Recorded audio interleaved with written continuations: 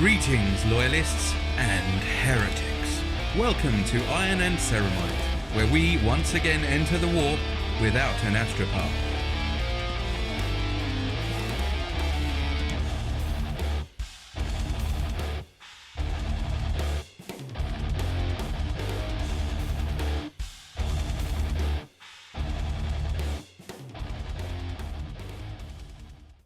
Hello everyone, and welcome to the pilot episode of the Iron and Ceramite podcast. My name's John, one of your hosts, and I'm joined by my friends Shane. Hi all. Tom. Hi guys. And Dave. Hello everyone. So this is another Warhammer podcast, and I'm sure there are more experienced podcasts out there that talk about Warhammer, but that's sort of the point. We have all limited experience, but we've all discovered it over the last few months, or rediscovered it, and we've all grown to love it, love the lore, and love everything about it. We are aiming to have this podcast to learn a bit more about Warhammer, get ourselves from just reading a few books and looking at Wikipedia articles to actually learn how to play the game and getting to know everything we can. So we've all picked it up probably during the pandemic. Other guys, Shane and Tom, a bit more experience. So we're going to just sort of introduce ourselves, how we got into it, and why we're so interested and why we're so keen. So who's actually been into Warhammer the longest, do we think? Probably you, Shane? Yeah, I suppose, from a chronological point of view, in when I first started it. But I think like a lot of people that start early, they take a big break from the hobby. So I know, like, just from, reading things online, you see a lot of people start when they're kids, like in secondary school and that sort of thing, and then we'll take a big break. And I think that was definitely the case for me. I think as soon as I started discovering beer, that kind of put a bit of a pause on it until I got a bit older. So probably had a 15-20 year break from the hobby, from third edition to ninth. So although I've been into it for a while and always kept an eye on it, it was one of those ones that life gets in the way. But I suppose lockdown, one of the things with lockdowns is giving everyone a bit more time, and meant I could get the minis back out again and start painting them. So that's kind of like the journey I've gone on, I suppose. Definitely, yeah. I mean, I didn't know really anything about it, other than there used to be a shop nearby that looked cool, but was too expensive for me to go into. And then obviously working with Tom, he used to read the books at work. I was like, that looks good, but never had time to really get into it. And it was only because Tom sent me a bombardment of YouTube videos not too long ago that I sort of picked it up. I was pissed, so. Is that 5 minutes? Did that, I was going to say, did that shop have the giant marine on top of it? And yeah, Is that, and I believe that marine is actually now up in Warhammer World. Yeah, I think it is. That's probably the aim, isn't it? We'll do a road trip up there one day and film us all staring at the big one and going, oh, I saw that once. I've seen that. It was actually supposed to be life-size Space Marine. How it was built to be as big as one of them actually is in real life. Should it be real? If you know what I mean. Yeah, I never knew that. Yeah. So I think it was around about 8 foot tall, and interesting. All I knew is my dad said if you misbehave, that come alive and chase you. So I was always quite good and too scared to go in there. So you was a bit stupid as a kid as well, then. Yeah, and I haven't grown up or learned any different. I'm still paranoid. So yeah. So and then Tom, obviously, probably my first experience into Warhammer is probably through you, actually. Yeah, it was in videos I sent you, wasn't it? Because I used to tell you that I read the books anyway, because it was easier to read the books at work than to work. So so that's originally why I started reading them. Then obviously I got into them quite heavily. Obviously I loved Space Wolf. I know you read it as well, John, and you thought it was pretty good, but it wasn't the best maybe. But it was a good introduction for me, reading Space Wolf and Gotrek and Felix and the Warhammer fantasy side of things. And then I started bombarding you with the Horus Heresy stuff, didn't I? Yeah. Which I did listen to. I thought it was pretty good. But I just never had time to pick it up because I looked and thought there's thousands of books I'm never going to get around to, but here we are now. And then, so I remember looking for something else to read, and I just typed in Warhammer books, intro into Warhammer, and I got recommended the Eisenhorn one just off of a search. and Great I think book. I read the first 3 Eisenhorn books in a couple of weeks. Yeah. I think I all think- three I of think us have that's done that, haven't we? Yeah. I was the same with the Eisenhorn. I mean, I've known Tom for probably about 10 years now, and he originally sort of got me into the whole Warhammer thing. Was always reading his books, and you'd ask the occasional question. We used to game together, so you obviously had the Space Marine game. I did play a bit of sort of Dawn of War and all bits on my own as well. But it wasn't until lockdown and like you said, the sort of bombardment of you two saying, check these out, look at this, that sort of eventually wore me down and sort of made me look into it a bit more. Obviously started with the Eisenhorn omnibus and loved that, really enjoyed that. And then obviously Space Wolves and Hell's Reach, which got me into Black Templars, and here we are now.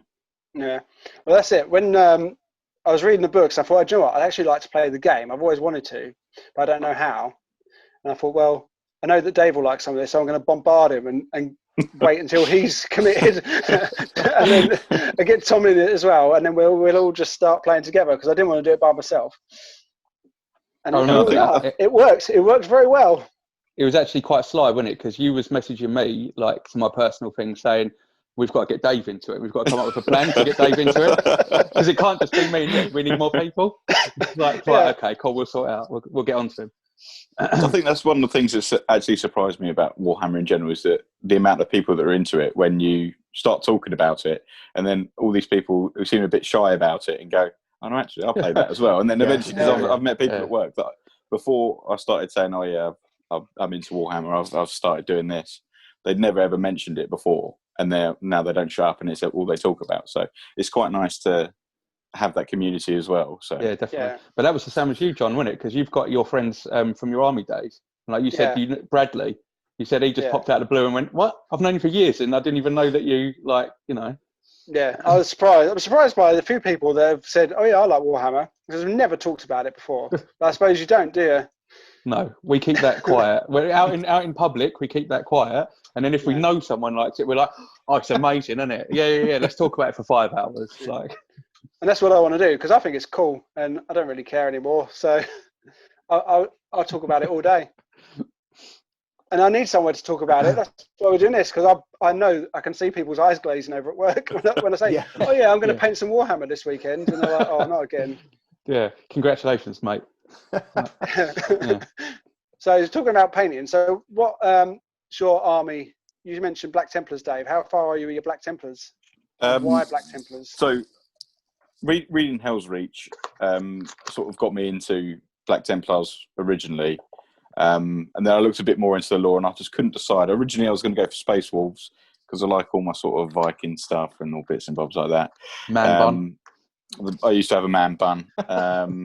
And so originally I was going to go for Space Wolves, and then started looking into Black Templars, and I just really enjoyed the lore, really enjoyed all the sort of the sort of fanatical side of them, that they're just so I think everything that you sort of expect a Space Marine to be, just completely dedicated to just purging and being sort of what I wanted from a Space Marine army.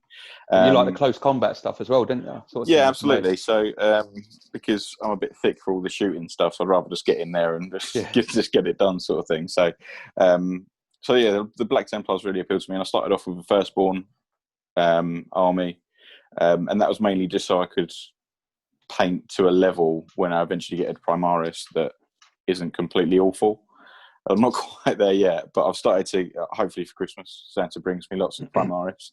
But so I started with the Firstborn, got a few squads of just tactical Marines, got a Rhino, Predator, and some more close with obviously the Sword Brethren, be without them with the Black Templar army. I've got the Emperor's Champion, but I haven't. Cool model, man. It is a model. It is a really nice model. And I'm hoping to do a kit bash one with Primaris, sort of Emperor's Champion as well, eventually. But I want to improve my painting before I get the more sort of character ones like Grimaldus or Helbrecht, because I just don't want it to be a splodge of colour. I want to actually do it a bit of justice.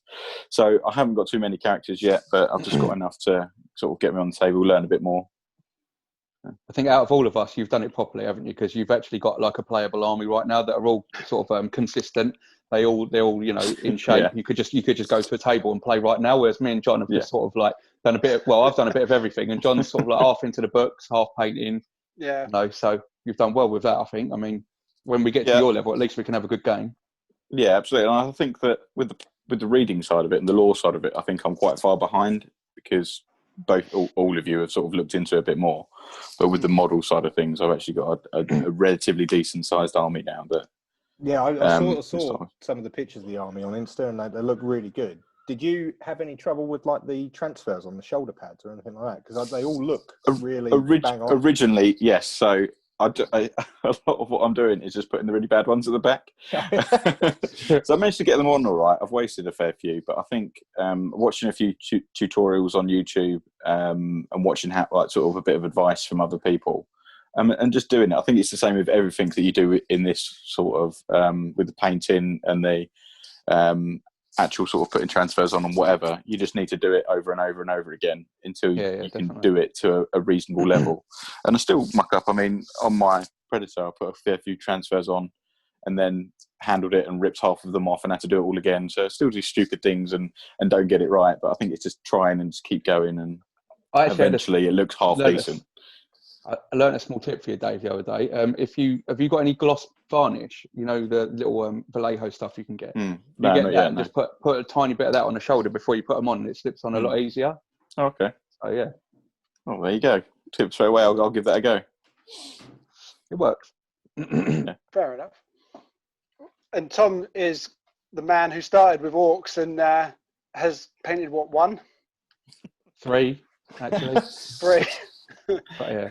No, I started with orcs because that's originally when I first went to the store. I must have been about 8 or 9, and like everyone who's a kid, like you look at the figures and they're so well detailed and everything, and you just sort of think this is so cool. But then, like you said, they're expensive. You don't really get into it. You don't want your friends to take the piss. Is one of the biggest things as well, to be honest. Yeah. And, so then I grew up. I kept some of the orcs I got given for my birthday when I was young. And I just started painting them. I painted that one you saw, John, didn't you? I made him yellow and pink armor sort of thing. And it just went from there really. But to be honest, I just thought Space Marines are better. They're just better all round. Orcs are too. If you want to have a bit of fun, sort of thing, go for orcs because they can be devastating or they can be bloody awful. But I wanted a bit of consistency when I played, and there was a bit more straightforward sort of thing. So I went for Space Marines in the end, and obviously Blood Angels. So, Apparently, from what I've heard in 9th, the orcs have not had a good time of it. They're not quite as good as they were in 8th, and also there you go. Because they're a horde army, they cost more. You need more models. So you just end up spending loads on it. Same as if you like Tyranids or anything like that. You need lots of models, lots of plastic. And lots of space to put them. Yeah. Yeah, definitely, man. And Shane, you've got some pretty old school models that you've been showing up recently. Pretty cool. Yeah, as I said, it was like when I was a kid, I went for Space Wolves when I first got into it, because in the original like 3rd edition, you got like 20 of the really old school Marines. I think I've still got one upstairs, but like they're really, really basic. They're very similar to that sculpt we were talking about on top of the top of the shop. They all look very much the same. But I did buy the original. I think they're the 92 or 93 cast of Ragnar, Ulrich, Najal, and a Tech Priest, and then also a pack of Blood Claws, which had been hidden away in an attic at my parents, and I finally got them. And this was after I bought the First Strike and No Fear box sets, because as I said, lockdown. I was like, what am I going to do? I'm going to get back into 40k, and then I thought, do you know what? I'm going to get them down and finally paint them. So they've been up there, still in their original sort of lead finish for 20 plus years, and it was like, right, let's get them down and get them painted. So they've finally got paint on them now. And they're not looking too bad, but I've got enough grey plastic to get to about 2,000 points of Space Wolves, but it needs a lot of conversion and a lot of painting. So it's going to be a while before I'm anywhere near your Black Templars, Dave. It's going to be a while before I get to that level of painted. One of the things that I did that's actually held me back over the summer was I got No Fear and First Strike and started painting them, and then I was like, I don't want to get straight into 40k. I want to have like an enclosed box set. I don't remember if you ever remember the games Hero Quest or Space Crusade or anything like that, where you could play like an entire game in itself. You didn't have to collect any more models than was actually there. So I got the Games Workshop Blackstone Fortress game, which is set in 40k and has a load of the miniatures, and I just ended up painting through them. So I've got about 40 odd miniatures that I've painted, but they're just for the Blackstone Fortress. So there's all sorts of different ones in there, like, you know, a couple of Chaos Space Marines, load of Traitor Guardsmen, some various creatures and stuff like that, and then a load of little heroes like Rattling Twins and stuff like that. I'll share all the pictures with you when I get around to them. But that took me most of the summer. What's the Blackstone Fortress based off of? Anything? Yeah, well, just an independent game. So they used to do, well, Games Workshop used to do a spin-off of the fantasy called Warhammer Quest, which was a bit like D&D but simplified. So everyone would pick a character. You've got like a load of stats for that character, and then you go through different dungeons, and it builds up depending on what you're doing. So you get a load of like board tiles, and every time you'd, you know, investigate a room and stuff like that. So it's a bit like D&D. And then they decided, I think it was last year, to release one for 40k, which is the Blackstone Fortress. Now, I think, Tommy, you might know a bit about Blackstone Fortresses because they're in the book. No? Not too much, to be honest. Is it Necrons or? That's where they think it comes from. But Abaddon found one for his last crusade, and that's what he crashed into Cadia to bring it down. So he crashed one of the Blackstone Fortresses into Cadia to finally break the gate and make it fall.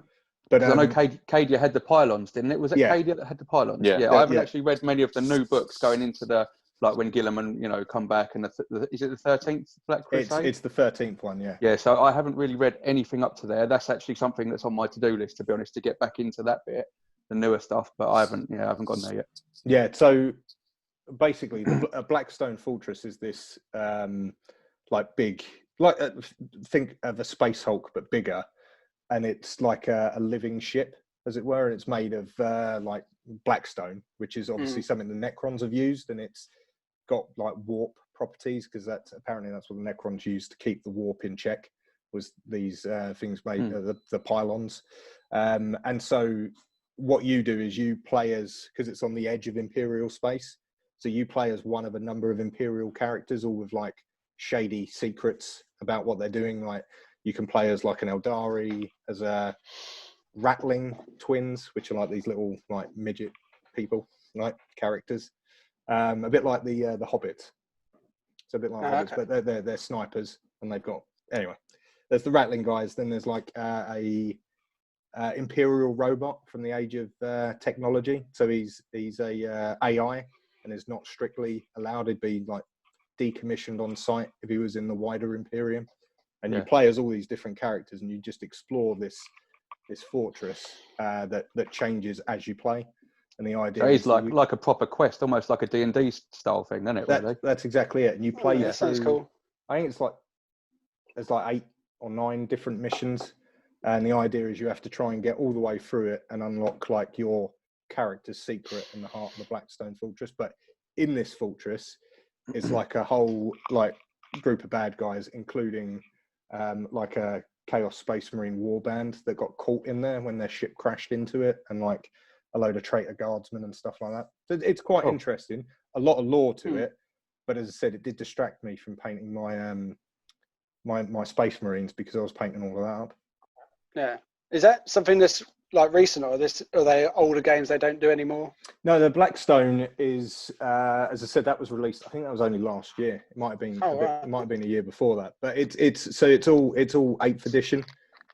So you can actually, it comes with the data sheet, so you can play with any of those characters in your armies if you wanted to. So like the Chaos Space Marines, for example, one of them, he is just like a Chaos Lord, so you could have him as a standard model in your Black Legion if you wanted to.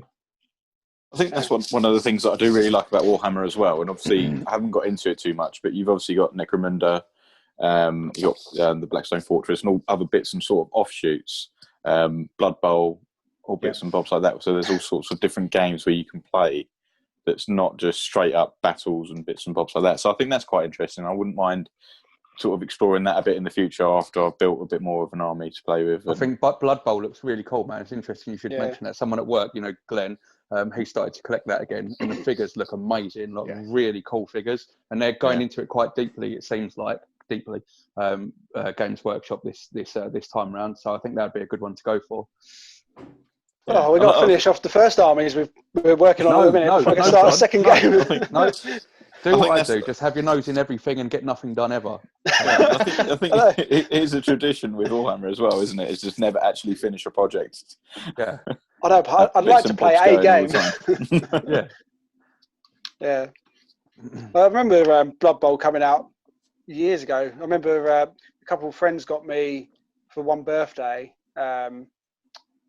a box. I think it was like Lizardmen from probably Sigma, and I took them home, got them out, got some paints, painted one model, realised this is the worst thing I've ever done, put it away with a hump because it looked awful, and never touched it again.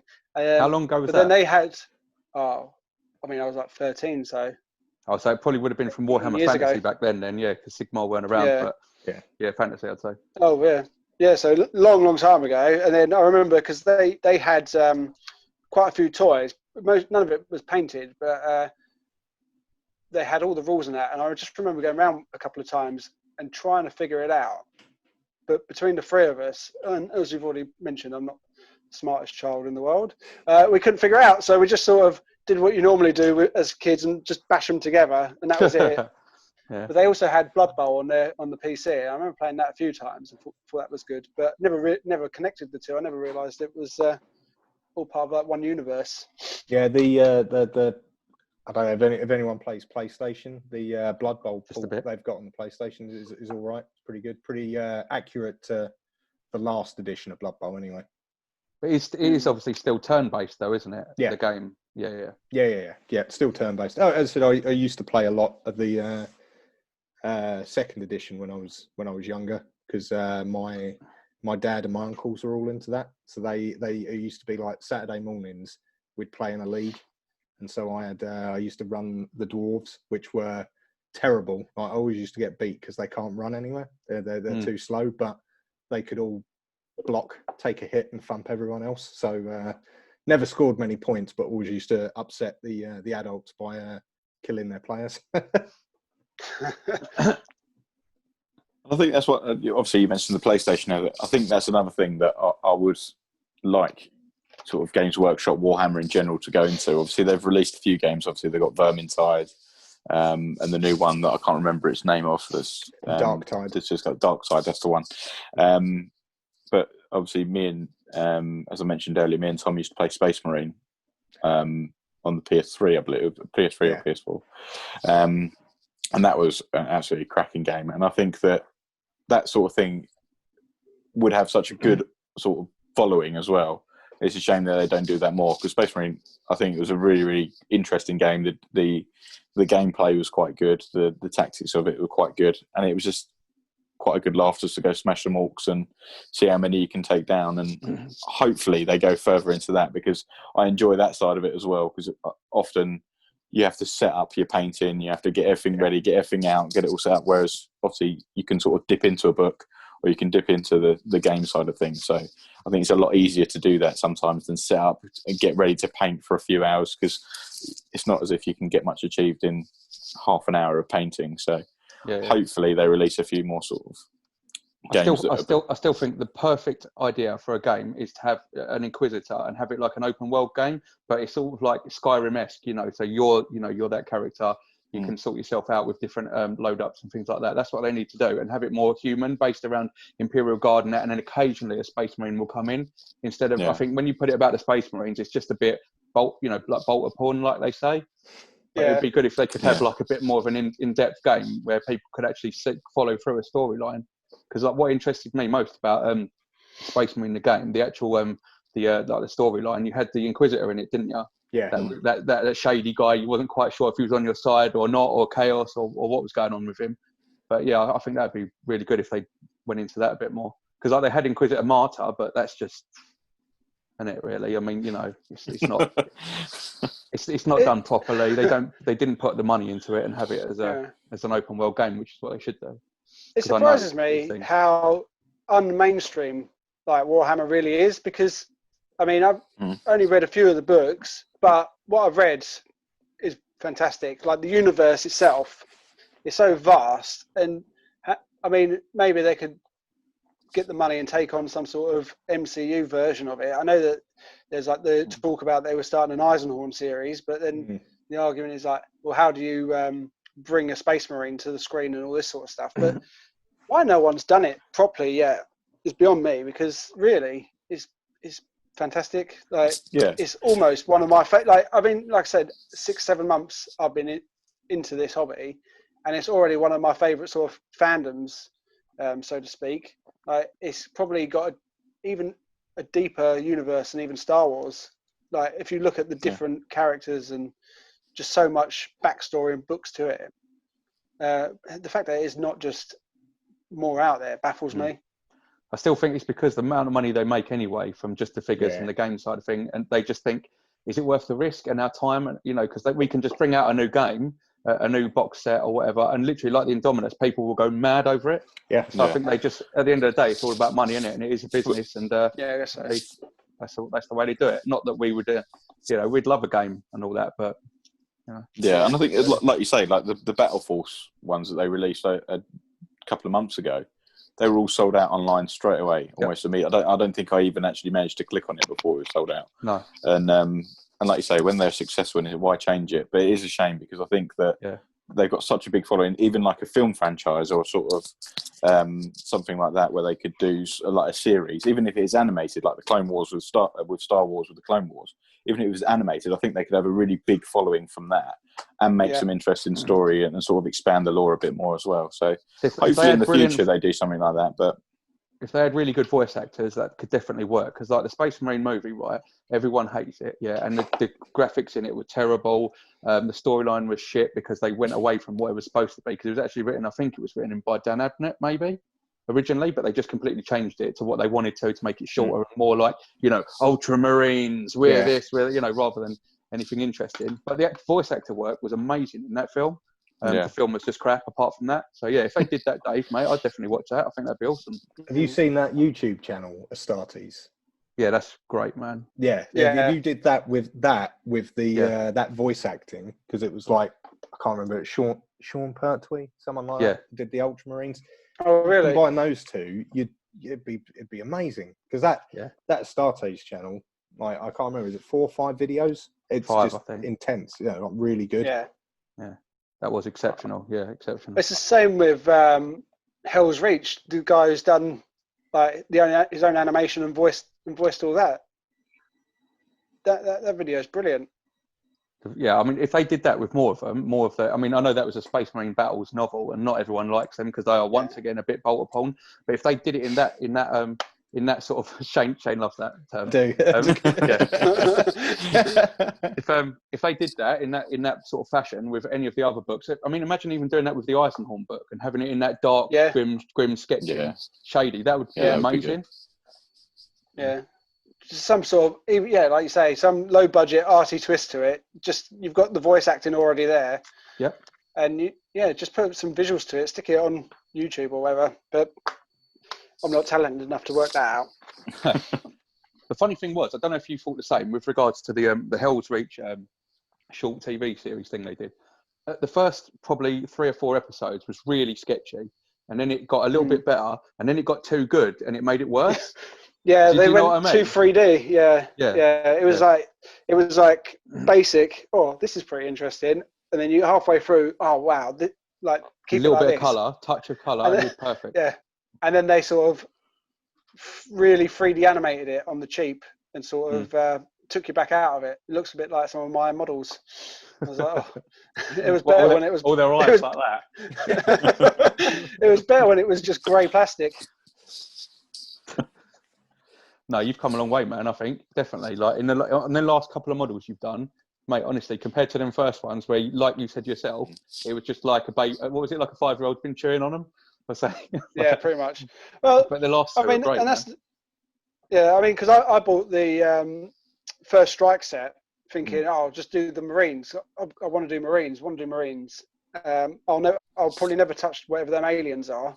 They don't look too good. And then being just the way I am, jumping in 2 feet first without knowing anything, I thought, well, I'm not going to do ultramarines because everyone does ultramarines, so let's pick something else. We went for the Imperial Fists, and like, you know how that went. Pretty one of the hardest colours to pick to start with. Yeah. And I was like, and then ignoring all the advice of just watch these tutorials. Watch the tutorials. They tell you how to paint. I was like, no, I can figure it out. It's just paint, slap it on. And then I was like, Joe, I'll try some of these Death Guard and see how they go. And I think partly because they're supposed to look disgusting, my painting style really went with it. I thought at the time, I was like, yeah, this hides the fact that I still can't paint after all these years. Yeah. And but yeah, now like you say, I look at the first couple of Plague Marines I've done compared to the new box set I've done. They're awful because, like I say, originally I was just blobbing the paint on, slapping it on. Don't need to do 2 thin coats. One thick coat looks good enough.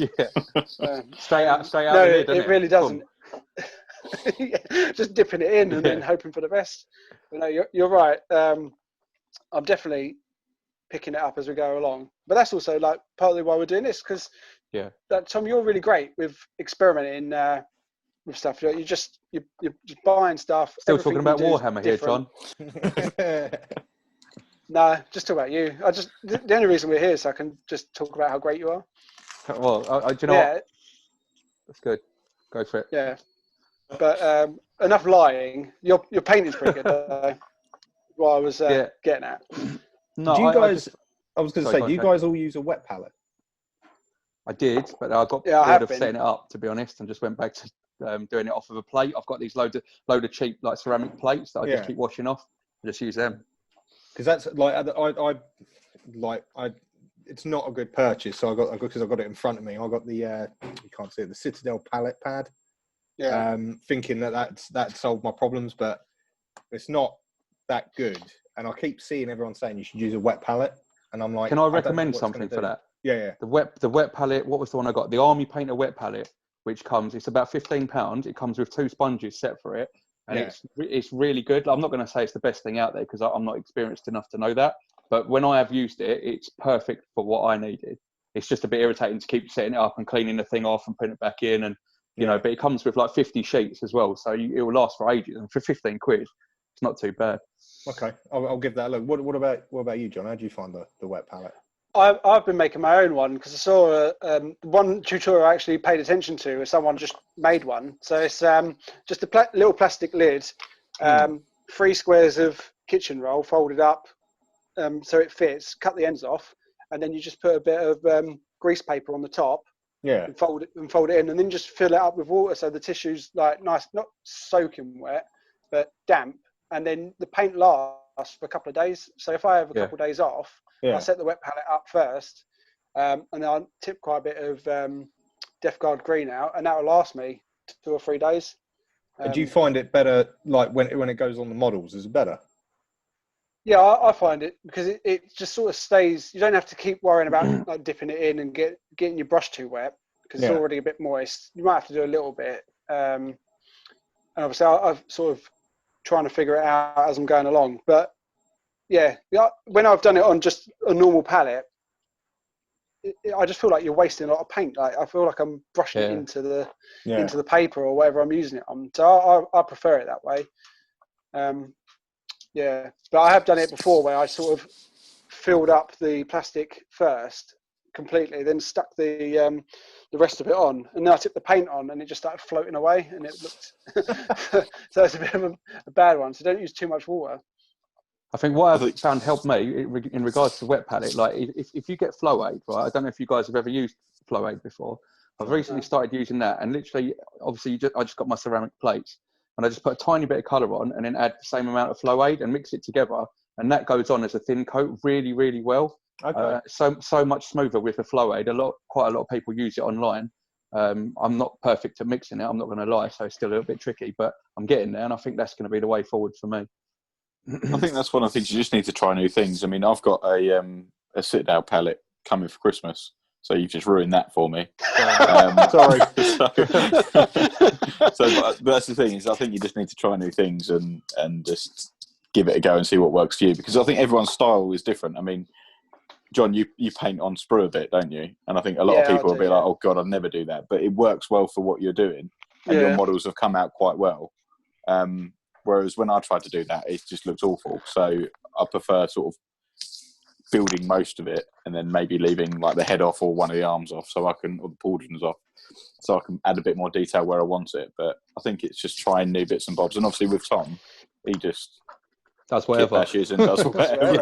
Yeah. It's a bit carried away. So it's really annoying because like the three of us all sort of, like we said, started painting at the same time. We all encouraged ourselves to do it, and then I was like, it's going to be ages. We're all going to look terrible. And then less than a month later, Tom's coming out with ones that are almost like perfect compared to like what I'm doing. I was like, oh, I regret doing this already. I was hoping that we'd all be terrible together, but you put me to shame.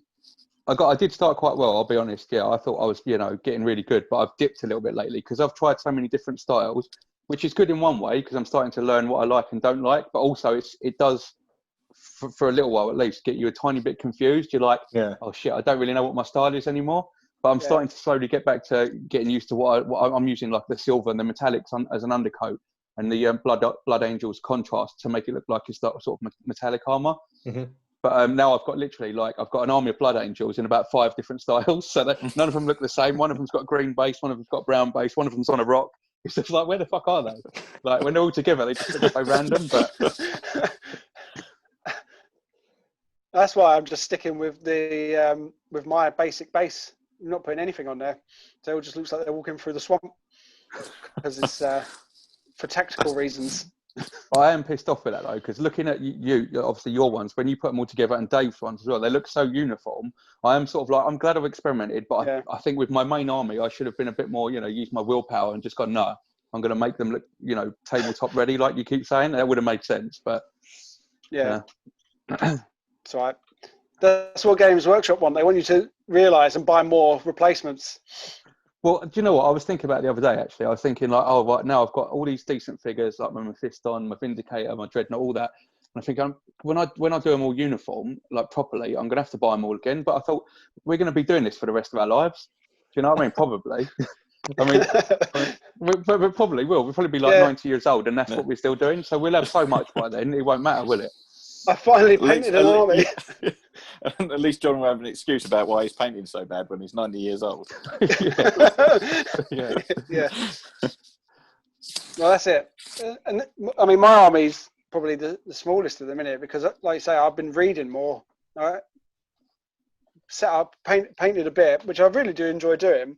But the other thing is, I'm really, really getting into like the heresy at the minute. I can't get enough of it. What number book is it you're on again, John? Because you've been going through them quick, haven't you? Mechanicum at the minute. So is that the 8th one, isn't it? I believe. Is it 7th or 8th? No, number 9. Number 9. 8 or 9. Cool. Yeah. I've only read 2 chapters because obviously we've been busy trying to set this up the last couple of days or whatever. Well, you have. Yeah. We've just been going, what's going on, John? Come on, mate. Pull things together here. Come on. So, reading wise, I'm letting myself down at the minute, and I've done even less. I started painting Typhus, and I've done his scythe, which I thought it's come out pretty good. And now I'm doing like the flies on his back. They're sort of not as easy as I want it to be. That's a gnarly model, man. He's got a lot of bits on it, hasn't it? So I will get back into the swing of painting. I think that's one of the things is that you start painting something and you really enjoy some of it and you really hate other bits.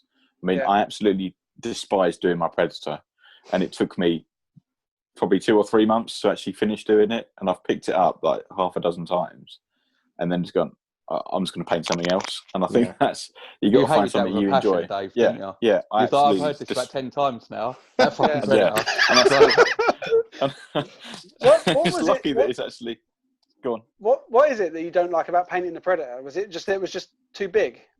No, I think it's just so much space. I mean, with the Rhino, I added on a few different sort of bits that you could paint and then make it a bit more interesting. But with the Predator, it's just got so much space where there's just sort of nothing to do and nothing to make it interesting.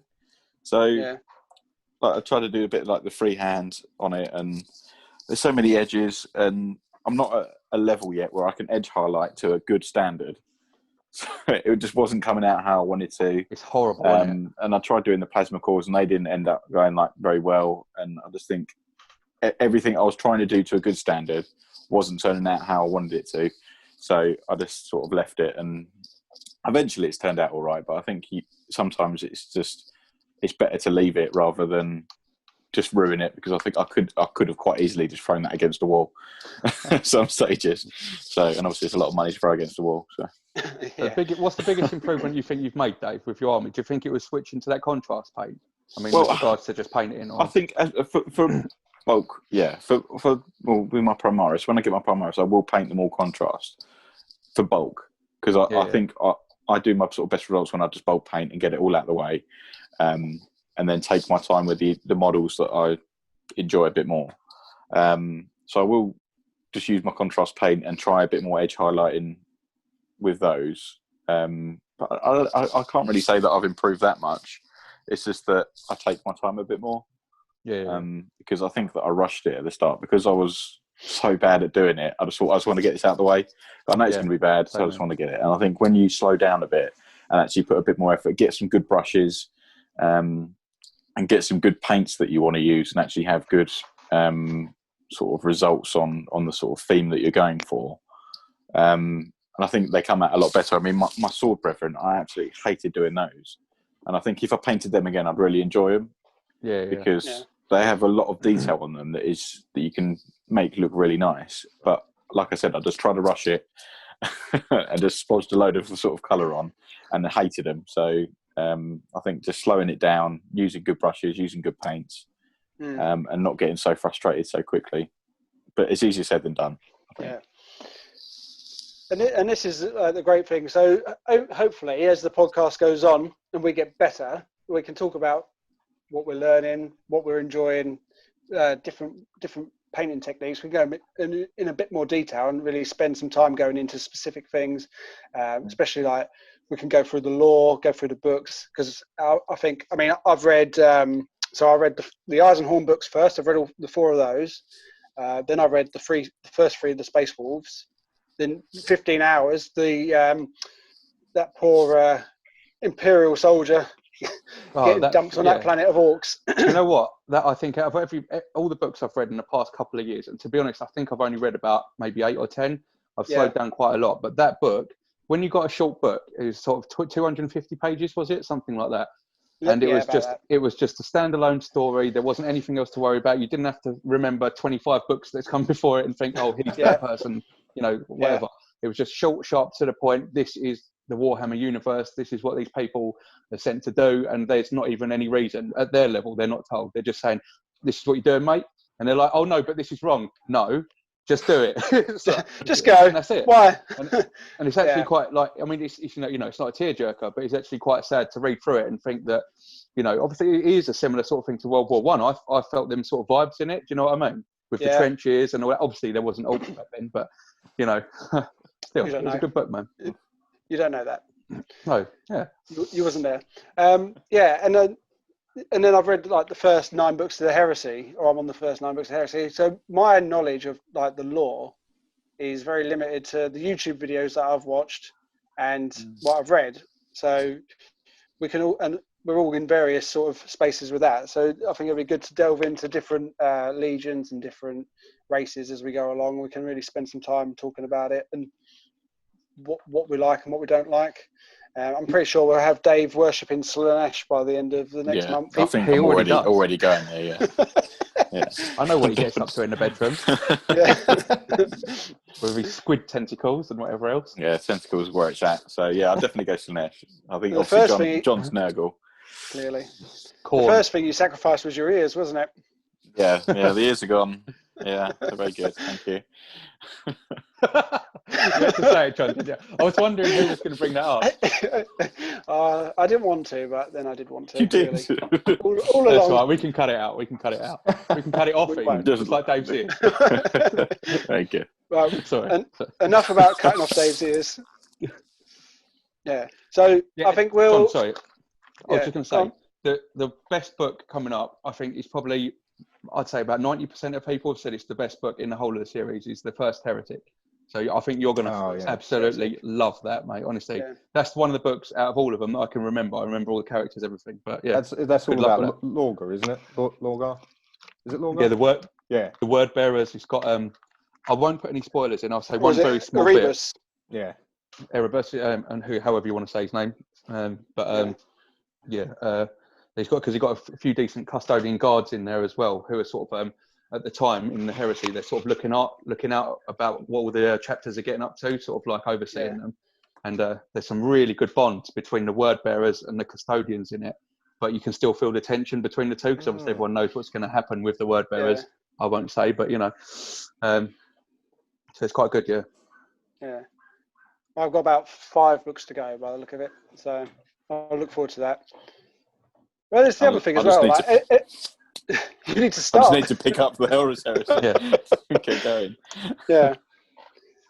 But and the crazy thing is as well is like just how different people's opinions are and stuff. Like you said earlier, like you found Mechanicum well written but boring, but other people really love it.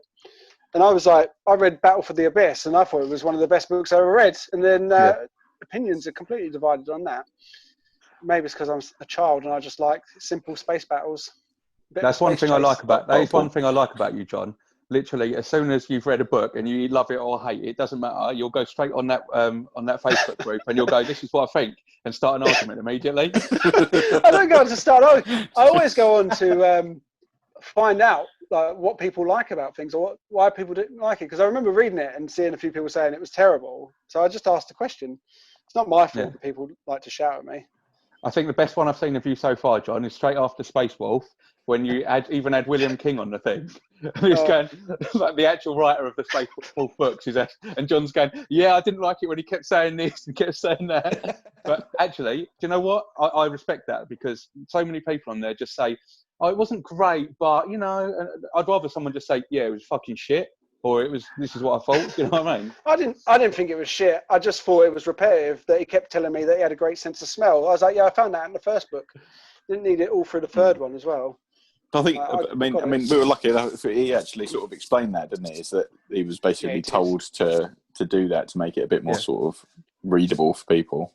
And which explained a lot of it. And if John didn't start an argument, then we would never have known. And it would have been frustrating. But I'll clear it up. I went on to a book club website and put my opinion out there to find out what other people think. And someone snaked me up and tagged the author in it. And I went, there's no way he's ever going to see that. And 10 minutes later, he appeared. And I don't think he cares. I'm nobody. Like he's written some good books. I did enjoy it. I just found the third one. I found the second one was the hard one to get through. I really liked the first one and the third one. Yeah, they were good. I enjoyed the whole omnibus, and that's what I said. I do enjoy a lot of the books, and I think that they add a lot to the tabletop side of things, because the lore makes it interesting. Because a lot of the time the models are quite outdated for. I mean, the Firstborn Space Marines, obviously they've got the Primaris now. You look at a lot of the Xeno races, and then a lot of them are really outdated, and the lore makes it a lot more interesting than the actual sort of models, so to speak. Yeah, I think so. We'll work it out, and we'll delve into more specific details as we go along, and we'll dedicate episodes to things, certain subjects as we go along. But I think for now, we'll do a couple of quick hits. So first one is, what's your best part? What's your favourite thing about Warhammer? Who's this question going out to, young John? All of you. We'll all answer it. We'll all answer them. Just quickly. But seeing as how Shane's been in it the longest, I'll leave it down to him to start. Yeah, I think for me the coolest thing is I love the lore. I love all of that, but I really just like the models. I love the models. I love the everything from the real like classic. We just talked about some of the Firstborn. Like I'm looking at one of the old Blood Claw sculpts in front of me now, and they just look cool. Like you can't take away from it. Like old school models, even the new Primaris, just the way they put them together, the models themselves look cool. And if you can paint them up good, paint them up nice, there's something that deserves pride of place on the mantelpiece or whatever. And then the lore just goes on to make it that much richer. But it all starts with the model for me. I just love some of the models. I think they're amazing. Dave? Yeah, I'd agree with that, actually. I think when you actually get a decent amount together, that is what gets a lot of people into it, is that you walk into a Warhammer shop and they've got it all set up and they've got it all on display. And when it is actually really well done, then you go, wow, that looks cool. Yeah. But I think it is the lore that makes it for me, the whole sort of background story that builds the whole universe. Because I think that, especially with Warhammer, you can build your own sort of, obviously we can have your own chapters, you can make your sort of own lore. And it's a very rich sort of environment in that sense, is that it can go so far.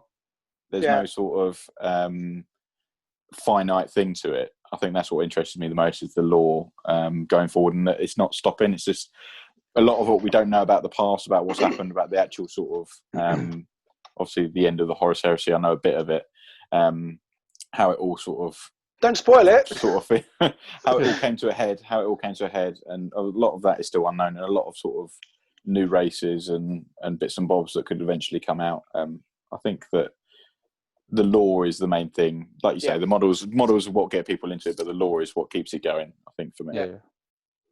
Tom? I think for me, I mean, as you know, I like the creative side of it. So I'm always doing the kit bashes. Obviously, I'm doing a lot of playable kit bashes as well. So it's not just, for the purpose of just creativity. But I like making something unique. Especially, I like the basing as well. I've got quite into that, making my models actually stand out from the crowd a little bit more than just a little black, thing that's circle on the bottom. But also the community as a whole. I mean, obviously we've had a shit year. Everyone knows. I'm not going to go on about COVID and all that, but 2020 has been just awful. No one's been able to do anything. But you sit down, you've got your Insta, you've got your Facebook groups. Obviously, you've got your mates who you can do stuff like this with. Just the community as a whole is sort of like, you can learn things, learn tips. You can go on YouTube. There's so much to learn, and everyone's been willing to help as well. And no one's, apart from the odd few that John upsets pretty much every week on the book club thing. There's pretty much everyone on Insta and that us lot speak to. They're like, oh, well, good on you, mate. I like this. They'll share your story. They'll share your picture. They're just really friendly, and I think that's the best thing that I've found so far, without a doubt. Yeah, and I think I'm looking forward to sort of going into games and stuff like that, and dealing with other players and seeing that sort of go into a bit more. Obviously, we're all online at the moment, whereas when we can eventually go into a store and maybe play a game with some new people, I think that'd be interesting to actually build a bit more of a community in the real world rather than just social media as well. I think if you're playing a game with someone, literally straight after, you'll say, "Oh yeah, good game, mate," whatever, and you'll be like, "What did you use for that? That piece of armor or whatever? I mean, how did you shade that?" And you get into a conversation, it just goes nuts from there. Basically. Yeah. It depends if I win or not. If I lose, I'm going home. Flipping the table. Well, I think you'll win every game, John, if you do what you did when we played around my house that time and just used every gun and didn't add the points up for it and just destroyed everything with one blow. Well, I didn't realise you had to add the weapons as separate points. I thought it was just a model comes as all. But that's why we're learning, isn't it? So I can win. Yeah. What about you? It's the same. It's the books. It's like that, and that's what really drew me in. I remember looking for something new to read and just seeing a picture of a Space Marine like battle and thought, do you know what? I'm going to see what all the fuss was about, like why Tom was so into it. And then, like I say, I read those Eisenhorn books and know nothing about it, and I'm going to have to read them again, like eventually, knowing what I know now, because so much must have gone over my head. But like without knowing too much about Warhammer, it was some of the best books I've ever read. The story was great. The arc was great from start to finish. The fact that I only just realised that the spin-offs into Ravnor and now Bequin, or Bequin, however you say it. I'm definitely gonna have to revisit it because I just like the lore. I like knowing everything about everything, and I feel like you say as well. I thought that the heresy was done and all the detail was out there, but like obviously the specifics of certain battles are still being written, especially like the big key ones. Just fascinates me. I can't wait to read it. I'm enjoying the painting, surprisingly. I might not be the best, but I sit down, focus, sort of watching like YouTube, people playing the games and stuff. I'm quite enjoying that. And obviously I think as well, having you guys, we've all started doing this together and just having someone else actually interested to talk about it. You can't beat it, really, can you? That's what friends are for, John. That's what friends are for. We'll start singing in a minute. Yeah, Right. that should be our outro every week, I reckon. Just a song. Just screaming like cats being hit with a baby. All right. So quickly then, like, it doesn't matter what it's about, but what's a quick tip that you've picked up in the short time you've been doing it? Maybe painting or anybody can, whatever. I think for me, I like the my most recent one just because it's effective for my style of the army, how I want it to look now with the Blood Angels, which is using a primer that's either a gold, like a Retributor gold spray, or I'm using an army painter plate mail, I think it's called, which is just like a silvery sort of spray. And then going over with literally just one decent coat of Blood Angels contrast, or pretty much any contrast paint I think would work. And it literally does turn up looking like metallic armor. It completely changes the look of the whole model. And that's, yeah, I saw someone doing it for their Thousand Suns army, and I gave it a go, and it actually looks pretty decent. It's hard to capture it in the light when you take a picture of it. In person, when you have a look, it does really, sets it off quite nicely. So yeah, that was probably the one for me. Yeah, I'd say don't be afraid to try new things. Being Slaneshi, obviously. But I think specifically with me, I mean, the free-handed side of things has made my models sort of pop a bit more, in my opinion. I really enjoyed that and think they had a bit more character to it. But the whole time I was thinking, I'm just going to ruin this. It's going to look awful. But they come out half decent. And I think just trying it and just giving it a go and not being too worried to sort of try again if it doesn't go quite right, and just experimenting a bit. I have to say, I'm jealous of your dry brushing, Dave. I think your dry brushing is really good because I've tried that, as you know, on a few things, and I just get carried away. But you've got it. You're quite patient with that, aren't you? Yours looks really good. Yeah, I think again, is that is, like I say, I've batch paint a lot of mine, so I've literally just sprayed and then dry brushed, added a few details for a lot of it, and some of it I've just gone. It came out awful, and I think again, just trying it and making sure you're not using too much. It came out really well. I think on the Rhino the best is because it has a lot of edges on the Rhino. Yeah. And I think just taking your time with it, like I said earlier, it's just taking your time with it, not rushing anything, because it comes out a lot nicer when you do take your time rather than just going all like that all over the place. So, yeah. Watch your earphones. Yeah, if they stay in your ears, there you go. You haven't got any. We can cut that bit out. Don't start that. It's just going to be a podcast about my fucking ears, isn't it? What is? I think for me, one of the things that I have learned is to try not to put my models together too quickly. Yeah. Like that's the thing, is because I love the models, I want to put them together. Like I've got a box of like Wolfguard Terminators, and I just want to put them together because I love the look of them. But I know that if I put them together, it's then going to be a nightmare for the way that I paint. And like, some of the Ultramarines I've already done, like it's just painful trying to get the brush like at the back of a cloak because I've stuck I've actually glued the backpack on. So it's trying not to put the models together too quickly, sitting on my hands a little bit. What is your style, Shane, if you don't mind me asking, with regards to how you set up to paint? Because obviously I am quite lazy when it comes to, I literally, like you said, just want to put them all together and then I paint them from there. But I do have a little bit of trouble with some of the more detailed figures. So have you got like a setup of the way you do it?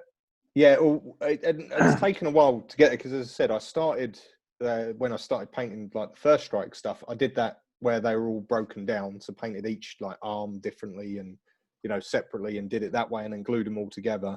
And then I'd watched a YouTube video where someone said, no, I paint them together, all stuck together. And I did that with like the Lord of Contagion, and it was so hard to paint him because he's wearing a cloak and you can't get your brush around the back, and that was really painful. And then now what I do is, as I said, I will try not to put them together. I'll cut them, I'll clip the models out, tidy them up as much as possible, undercoat them with one of the contrast undercoats that they recommend, which at the moment is it grey sear? I think I use at the moment. Yeah, so grey sear for the Marines, and then I'll get my contrast paints out and do the majority of it with contrast paints. and then the metallics, I'll follow up with that. And then once that's done, I'll glue it together and then do the basing and touching it up. So it's like, because as I said, I've got a tray of like blood claws at the moment. I just want the models together, but I know that if I wait, it will look better once it's all done. It will be easier on me than sticking them together and then struggling to get like in the armor creases with a bit of black and splodging it up their arm somewhere. Yeah. So yeah, it's definitely break it down and then try and be patient. That's the way I'm going. Yeah. And I would say my tip is don't be lazy. Look it all up, because like painting, like before, don't want to watch. It's ironic when you say you've never bloody watched a tutorial. And I know, all the time that me and Tom were saying, watch this, try this. But this is what I'm saying. Is what I've learned already is don't be lazy. Watch the tutorials and listen to what people are saying, because I was stubborn saying, no, just splodge it on, mate. It looks great. It doesn't look great. You've got to look it up, because like trying to put my army list together, and I've painted all these models. I've stuck like the same weapons on so many Marines, and you can only use 2 of them in an army. What are they called? The Blight launcher. Blight launcher. That's the one. Yeah. You can only use so many. I've got 4 blight launchers here that are completely useless. I was going to say, as a complete aside, like, because that you did that with the app, right? The 40k app. Are you paying for that? Mm-hmm. Just Yeah. Are you? Is everyone here paying for the? I haven't signed up for it. Yeah, $3.99 a month. I'm under. Like I thought it was good value when I first got it, and then all the 9th edition stuff started coming out, so you could only see the 9th edition rules in there if you paid for them. Like that was bad. Yeah. And I was like, that doesn't feel right. But then they've added the Battleforge piece in there, which I do like, because it's like apparently the one everyone used to use was something called Battle Scribe. I don't know if you guys have ever heard of it. Yeah, Glenn told us about that. Yeah, so the Battleforge is like I think probably their official version, which was all right, apart from I know, John, you came unstuck with your blight launchers, and I've come unstuck looking at my blood claws in that, I've got about 8 power fists. I'm only allowed 1. Or they're all out the window. And that's sort of my point, because if I just looked on the actual description of the model, if you scroll down just a little bit past the stats, it does say 2 people can carry this. And I was like, oh well. Oh, is that what that thing on your Instagram was all about, John? When you put it up on your story? Because I was just read it. Pretty much. And this is the other thing. So I say ask questions, because it's the only way to learn, and then you can sort of kick yourself. But do not ask the reading order for the heresy, because you just get torn apart. People just shout at you for no reason. They're like, "Oh, here we go again." It's like, it's not my fault. I only discovered it a couple of weeks ago. I thought there was like I thought it was like Star Wars, where there's all different ways to watch it, and there are people like to read it all chopped up, but I'm just reading it 1 to 100 at the minute. I think that's the best way, mate. Yeah, I mean, you can always sort of see where it all fits in the end. So it's not like it doesn't really matter. There's only so many arguments I can have on Facebook and Instagram with people, or get shouted at. I think you could have more, to be honest. With your personality, your addictive personality, I think there's no doubt you could handle at least 10 arguments in one day on various different platforms. Probably. I know. I don't have the time. I can't paint models and get shouted at on the internet by strangers. And I thought, let's start a podcast where people just think, "Oh my god," and shout at me there. Yeah. I can already see the comments coming in. You lot are fucking useless. You know nothing. He's got no ears. What the fuck's going on with that? What's that hat he's wearing? Like, houses. And before we finish, I want to put you on the spot with a game, and this is just going to show either how little we know, or if we're at least on the most basic of footings. So the first game, I can't play because I've got the answers in front of me, because this is my ideas. That's convenient, isn't it? I'll only participate in this game if you say it in the way of the saw bloke. The saw bloke. Do you want to play a game? There you go. I'll play. It's fine. Right, cool. So it's two rounds for now, anyway, and it's pretty easy. And I'm just going to go in the order that you're on my screen. So it'll be Shane, Tom, Dave. All I want you to do is name for this first round all the different Legion names for the Astartes. Okay, does that make sense? So just do one each. You know. We'll go All of around them? until. Yeah. All right. Well, you don't. No, You mean the main legions? Yeah, the 18 of them. The original. Yeah. Oh, The okay. main 18 Legions. So we I go can't remember Shane, now. Tom, Dave. We'll just go round until either one person can't go on because they can't think of any more, and then we'll end it there.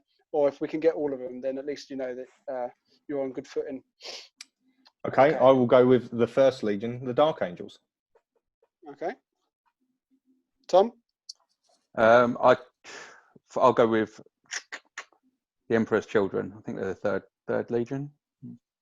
Imperial Fists. The Lunar Wolves. Yeah. You can have lead. Or what else are they? Well, because they're one of the original founders, Yeah. aren't they? But they're they're heretical, obviously now. Well, they're sort of three, aren't they? Should we Yeah. just name all three? So you've got the Lunar Wolves, Sons of Horus, and the Black Legion. Black Legion. Bonus points there then, because that's not on my list. See, that's how little I know. Cool. On to you, Dave. Mean it. Space Wolves. Space Wolves, yeah. I'll go with White Scars. Shane? No, my scars. Just miss me out, John. It's fine. Sorry, Tom. Sorry. Well, it's because you got the bonus points, so I was letting you off. I'll let you off. Yeah, it's cool. We've done Thousand Suns. We haven't done them yet, have we? No, we haven't done Thousand Suns. Back to you, Tom. Okay, we just get Blood Angels, obviously. Yeah, Dave. That's who I was going to go for.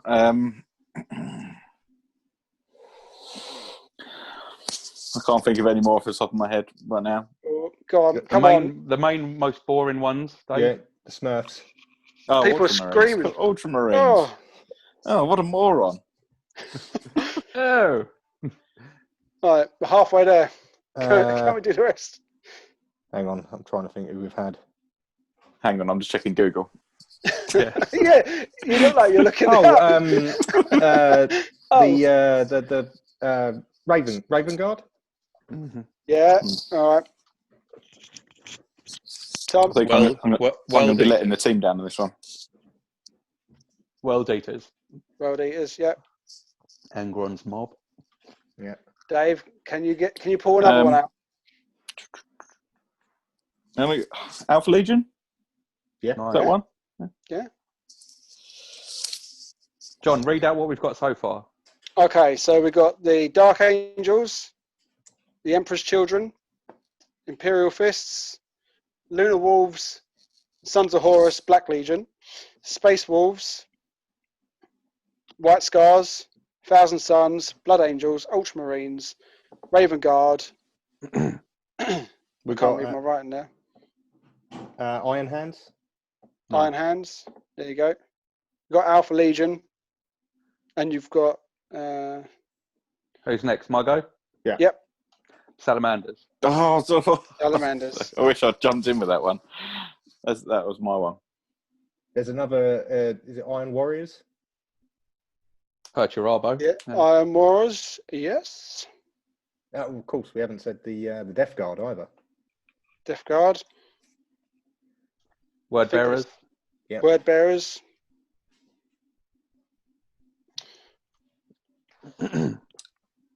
One more. There's one more. Oh, what was the Night Lords?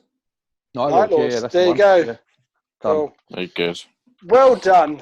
We got there in the end. It was not too painful, I guess. But I think I made it more painful than it needed to be. I thought you were going to make us go through successor chapters. That's what No. I was Yeah, God. Well, How many? I'll tell you what. If we're still doing this in 6 months, maybe that'll be the challenge. Okay. Because, I mean, like, you already surprised me. I didn't know Black Legion, so there we go. Right. Second round then. Same again. Just name the Primarchs. So we'll go Shane, Tom, Dave again. And this time we'll try and stay in order. Mm-hmm. Okay, we go got- on, Shane. One behind me there, Lehman Russ. Yep. I'm going to go with Sanguinius, obviously. Yeah. Rogel Dawn. Nice. The wings.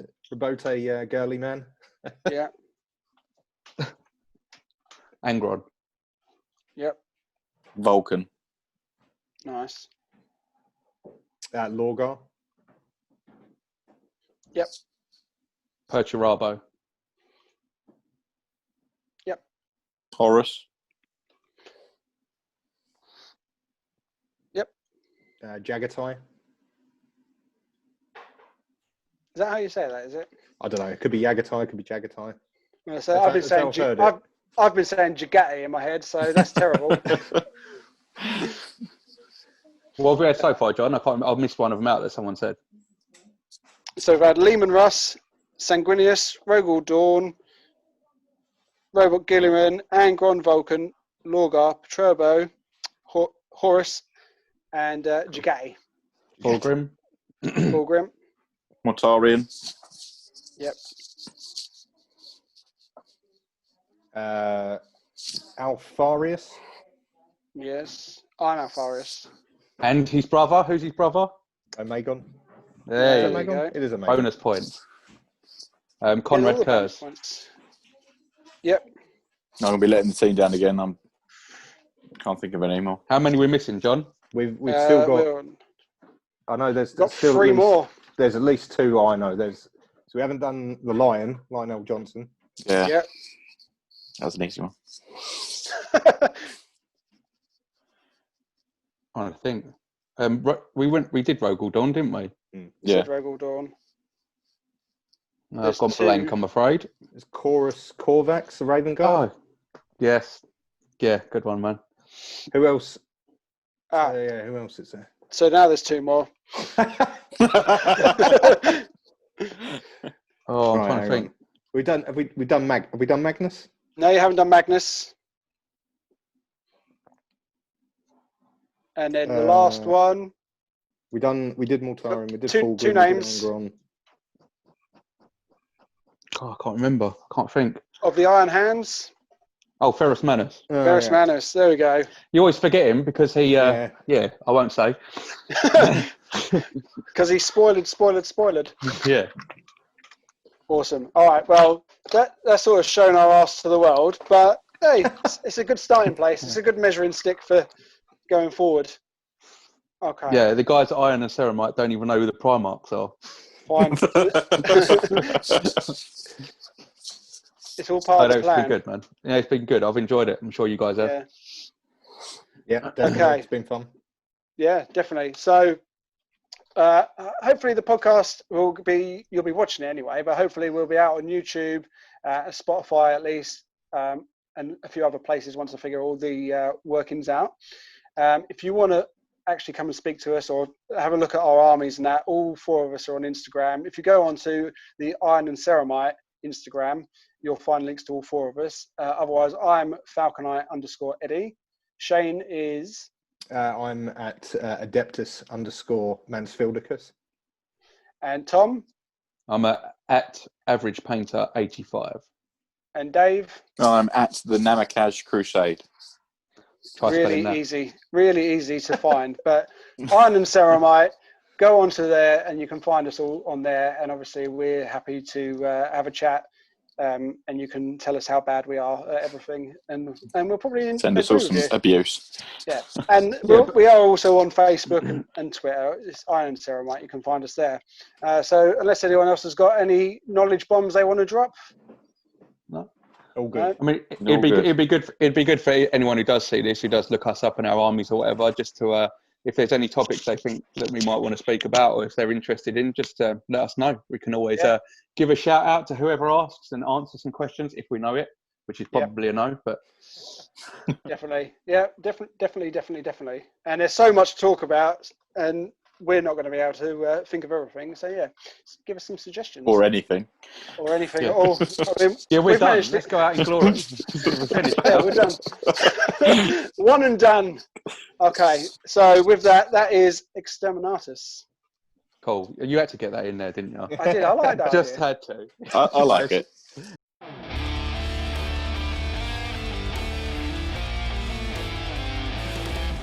As always, we would like to thank you for listening to our Iron and Ceramite podcast. If you liked us, then you can also find us on YouTube, Facebook, Instagram, and any other good podcast services. Just remember, in the grim darkness of the far future, there is only war.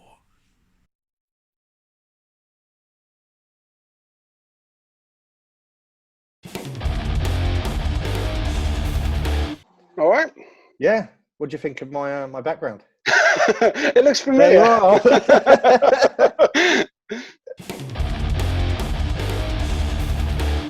Do. There's Dave.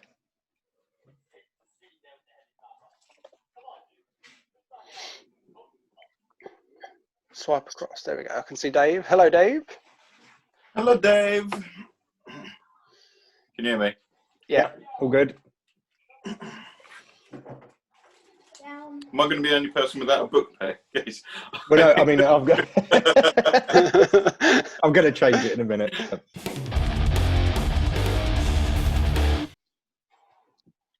Is it better with the headphones? Yeah, much better. Yeah. Fellas? Hey, Tommy. Audio's working well this time. Yeah, cool. Do you like my background? Oh my God. One's enough.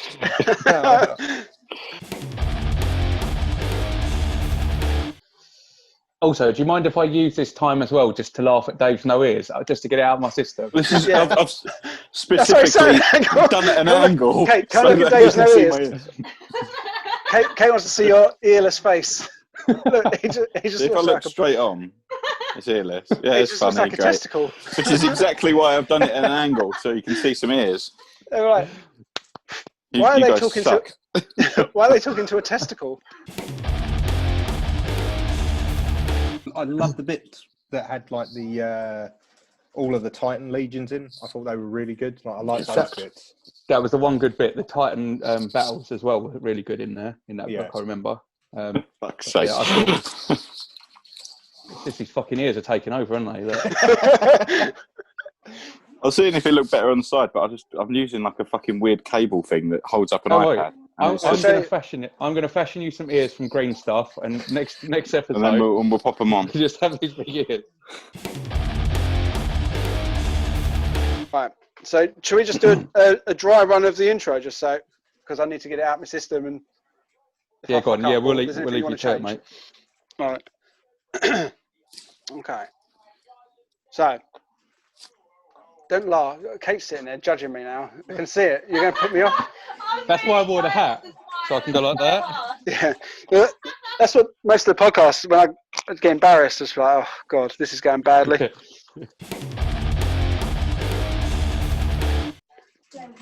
Hi, everyone. Welcome to the first and pilot episode of the Iron and Ceramite podcast. I'm one of your hosts, John. I'm joined first and hopefully not for the last time by my friends Shane. Hey there, nice to meet you all. Tom. You all right, guys? And no ears. Hello, everyone. Buddy McSpuddington.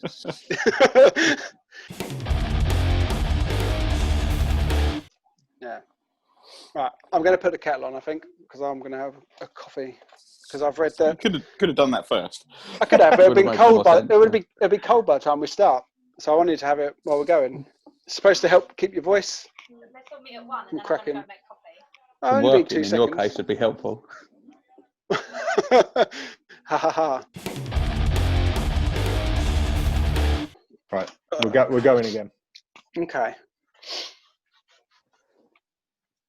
Get my bogies out quickly before we start. I think we should start that. That's a perfect intro, I think. This is a bit of a welcome to us. That's pretty much. We'll put it on the outtakes. Right. Hello, everyone. Welcome to the pilot episode of the Iron and Ceramite podcast. What are you laughing at? Oh, I felt confident then. Hello, hello, everyone. Right, I got it out of my system. Let's go. No, I thought it was a good idea. No, it is. But perhaps we should all wave when you say, and that is exterminatus, and we all go. Like on City. Bye guys. Bye guys.